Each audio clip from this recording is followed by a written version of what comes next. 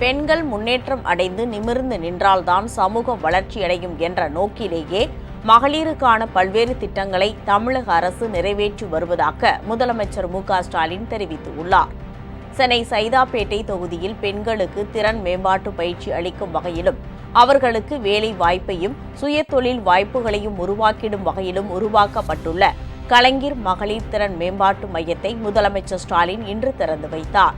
மேலும் பயிற்சி நிறைவு செய்த பெண்களுக்கு அதற்கான சான்றிதழ்களையும் புதிதாக பயிற்சி பெற இருப்பவர்களுக்கு அதற்கான ஆணைகளையும் அவர் வழங்கினார்.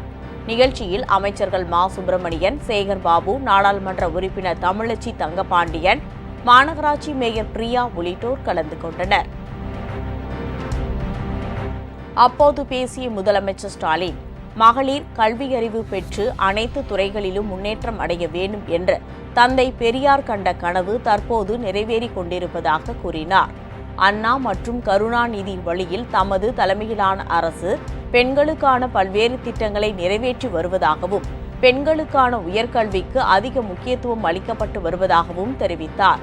பாலின சமத்துவம் ஏற்பட்டு ஏற்ற தாழ்வுக்கு அப்பாற்பட்டு பெண்கள் முன்னேறினால்தான் சமுதாயம் வளர்ச்சி பெறும் என்றார். உயர்ந்தால்தான் ஒரு சமூகம் நிமிர்ந்து நிற்க முடியும்.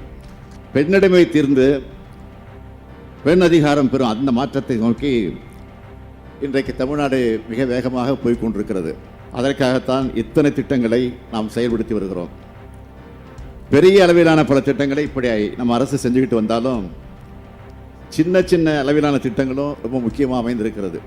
அனிதா அச்சீவர்ஸ் அகாடமி என்று ஒன்று ஆரம்பித்து பெண்களுக்கு திறன் பயிற்சியை என்னை தேர்ந்தெடுத்த குளத்தூர் தொகுதி மக்களுக்காக அந்த திட்டத்தை நாங்கள் நிறைவேற்றி கொண்டிருக்கிறோம்.